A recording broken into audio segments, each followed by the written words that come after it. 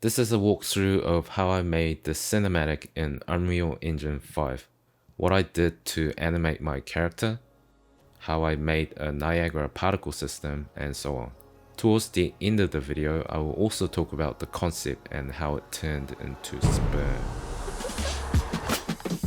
First thing I needed to do was to build a small environment to replicate my sketch. For the ground, I wanted to have some displacements or tessellation for some extra detail instead of a flat material. So I tried using a landscape with a virtual high field mesh, but I couldn't really figure out how to get it looking good. So instead, I opted to use the displacement tool in modeling mode to create a mesh with a texture displacements applied. There are many tutorials online for this, but I found this one from Lone Wolf Studio very helpful. Lone Wolf is a cool channel name. Maybe I'll rename mine to like Lone Dog, cause I like dogs. Lone Dog. I will leave all the links to everything I referenced in the description below. After that, it was just a matter of duplicating and placing the meshes in places I wanted, making sure there were no big empty holes. I wouldn't recommend making the ground entirely out of displaced meshes like this for a game because you will need to spend quite a lot of time fixing up the rough edges. But this project was going to be a cinematic and it only needed to look good from certain angles, so it didn't matter as much.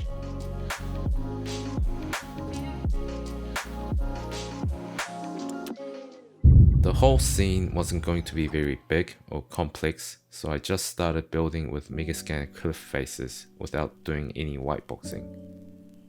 This is probably the most amazing thing about Nanite. These assets from Quixel have tons of geometry and detail, and I can still bring a lot of them into the scene without really thinking too much about optimization. Not that optimization isn't important, it's super important. Now I'm just contradicting myself, but you get what I mean. I adjusted the saturation and tint of the materials to make them look more uniform, and a bit darker and less saturated like my concept. As I was building the surrounding cliffs and rocks, I placed the camera quite early in my scene to work out an angle that matched the first shot in my sketches. I had my camera view pinned in one corner as I was working. I wish I could just pop out a camera willy-nilly in real life as well. You know, put an Alexa here and a red dragon here and maybe a Venus there. Put some anamorphic lenses on them too while you're at it. All you camera people know what I'm talking about. I placed two directional lights in the scene because I had two major lighting situations. The first one being a dark night with a faint moon, and the second being the sun rising just over the walls. I switched between the two quite often when I was working to make sure the build would work in both situations. Once I was generally happy with the placement of the assets, I packed them into level instances so they became more manageable. And if I wanted to change something or add more detail, I could just go into the level instance and change it there. I wanted an older character for this project, mix of Eastern and Western features, grey hair or lack of, someone who has really seen the ups and downs of life and does meditation for a hobby. I blended several presets together in the creator and ended up with this handsome dude. I want to look like this guy when I grow up, except maybe the hair. After downloading, I imported him into the project to replace the mannequin and immediately had a major issue. The whole character was flickering like there's no tomorrow. When I was making the custom Metahuman, I was praying I wouldn't run into weird issues, but I think deep down inside, in the darkness of my subconscious, I always knew that something was going to happen. Fortunately, I forced the LOD sync to 0 and the flickering was gone. If you are having any issues with metahumans, I suggest trying this method first. After getting this far into the project, I had an idea about adding a particle system to add to the story and mood. To be honest, I actually got this idea when I saw a tutorial about some Niagara FX. I just followed the tutorial and made some adjustments so I could use it in this project. I feel like I just always copy what other people are doing. Like, all my projects are just combinations of what I see and learn online. Sometimes I wonder if I'm able to come up with anything original at all. Do you ever feel this way? Anyway, this channel called CG Show is awesome and you should check it out if you want to learn some Niagara tricks. I made this Niagara system from looking at a couple of different tutorials. It's basically lots of sprites rotating around an invisible donut mesh, and the randomness comes from the curl noise function. I made this rotate around my character as he meditates to represent his state of mind or situation. Maybe like the power of his dark side. If you only knew the power of the dark side. I then started to add lights in the environment and around my character. This was done roughly at this stage so I could quickly visualize what my shots are going to look like and make adjustments as I go. I made a cave / a tunnel on one side of the scene. I had to make it in a particular spot because of the idea I had for one particular shot. This shot was going to be a POV of the character flying through this long dark cave. But when he finally makes it out to the light, he sees himself sitting down and meditating with the rising sun in the background. The cave was only going to be seen from the inside. When I first made it, it was actually too dark and everything was just black. So I intentionally left some holes in a few spots and added some lights to reveal some of the detail as the camera travels through the tunnel. I wanted the cave to be small enough to feel claustrophobic, but not too small that it would cause issues later. Okay, now the fun part. Motion capture of my facials. Using LiveLink, I connected an iPad with the editor so that my face movements were connected to the Metahuman face. I ran into some trouble here because the head rotation feature would not work. The face movements worked perfectly, but the head would not turn. I tried using another custom Metahuman, a preset Metahuman, even went back to 4.26 and 4.27 and nothing worked. Just move your head, god damn it. I tried asking in a few different places about this, but it looked like no one else was having this issue. Man, just as I let my guard down, another issue creeps up on me.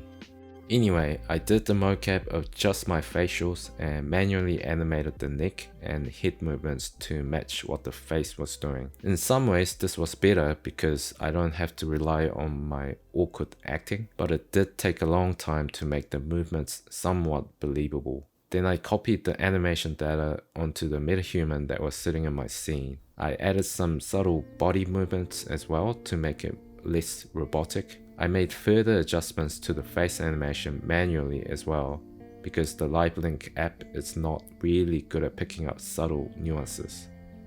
Or my acting wasn't that great to begin with. I made a different version of my Niagara system you saw earlier for the sunrise scene. This was to show the change of perspective that the character has gone through. I duplicated the same particle system, applied an emissive material, and made it spin faster and wider. Now that I have the animation, the environment, and some lights in the scene, it was time to actually start putting down some shots. So I made sequences for all the shots that I had planned. I spent a great deal of time adjusting lighting, camera movements, and in some cases even the environment structures to make each shot look as good as possible. Because there were a lot of different shots happening in the same space, I needed the lights and effects to turn on for some sequences and turn off for others. So I made most of the components in the scene spawnable actors.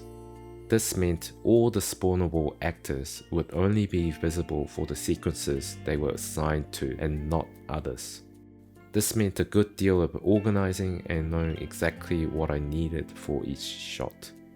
So I finally got to a stage where all the sequences are laid out and I had all the moving parts pretty much in place. But as I was working on the sequences, I couldn't help but notice that my particle system looked a bit flat. I am pretty much a total noob when it comes to effects, and I was wondering what to do about it.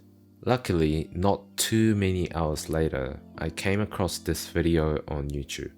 It was actually a Houdini tutorial, I think, that explained some really helpful points about layering and adding irregularities. I couldn't have seen this video at a better time. The god almighty algorithm works in its mysterious ways. I layered a duplicate of the same particle system and varied the shape and speed. I also made this ghost-like thing fly around as well to give even more variation and kind of a focal point for the effects.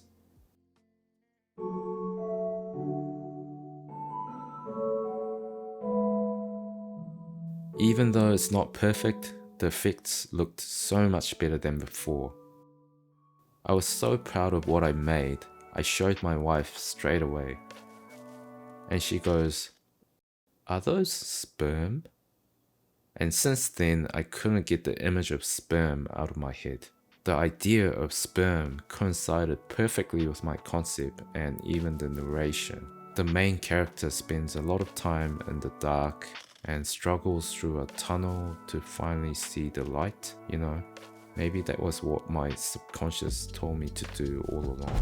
Reproductive process aside, it was time to add some post-processing to the sequences. For this project, I needed to do all the editing and post-processing in Engine and not in DaVinci or Premiere. So I used the functions that are available in the camera actor and the post-process volume. I added a custom color grade, lens flare and dirt mask, vignetting and chromatic aberration in the corners, film grain, barrel distortion, micro contrast and sharpening. For detailed information about post-processing in Engine, have a look at Alex Tucker's blog on ArtStation. After all the separate shots were pretty much done, I then made a master sequence and edited all the separate shots for the final clip. For the longest time, I sat here, wondering, has this darkness consumed me? Is there no getting out?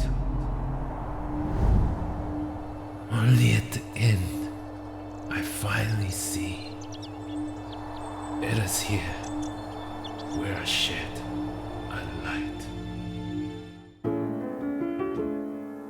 I actually spent quite some time thinking about the concept for this project before I even opened up Unreal. I sketched the images I had in mind and made a rough storyboard.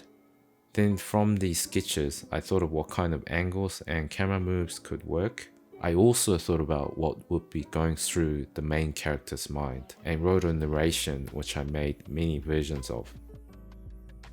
The theme I was given made me think a lot about the light and dark of my mental existence, the internal struggles that we all go through as human beings, how throughout our entire life we battle our own demons and eventually make peace with them. This was the thinking behind my concept for this project and the ideas I want to convey. Actually, that was all made up nonsense and I was only thinking about sperm. The whole thing is about sperm.